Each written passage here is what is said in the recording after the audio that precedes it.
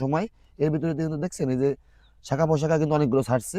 নতুন একটা দাদার ঘেরে আসলাম, ঘের এবং জমি, সে মধ্যে মাছের জন্য কোনো সিস্টেম করি নাই।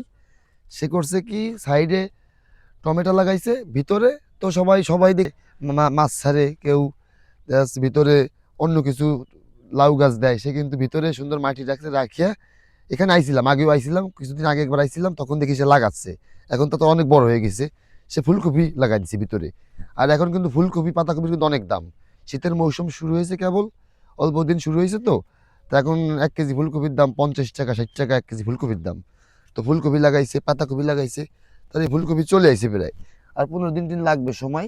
এর ভিতরে কিন্তু দেখছেন এই যে শাখা পোশাখা কিন্তু অনেকগুলো ছাড়ছে, অনেক তাড়াতাড়ি তাড়াতাড়ি চলে আসবে, ফুল চলে আসবে। এই সাইডে পাতাকপিও আছে, পাতাকপিও 15-20 দিন লাগবে। আবার অনেকটাই যে হয়ে গেছে, হয়ে আইছে কিন্তু দেখছেন এই যে হয়ে গেছে সুন্দর।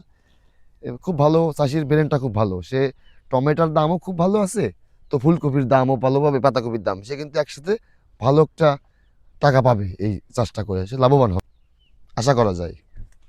অনেক সুন্দর দেখছেন, অনেক সুন্দর, সব জায়গায় একটা আছে কপিগুলোর পাতা। হয়তো বা সে কালকে আবার পরশুদিন ওষুধ দিছে, এই ওষুধের কালারও আছে পাতায়, ওষুধ দিছে, ভালো আছে গাছগুলো। আপনারাও চাষ করতে পারেন, যাদের জায়গা বেশি আছে তারা কিন্তু টমেটো চাষের ফাঁকে ভিতরে আপনারা ফুলকপি পাতাকপি এগুলোর মূলা চাষও করতে পারেন, তাহলে কিন্তু লাভবান হওয়া যেতে পারে, চেষ্টা করতে পারেন।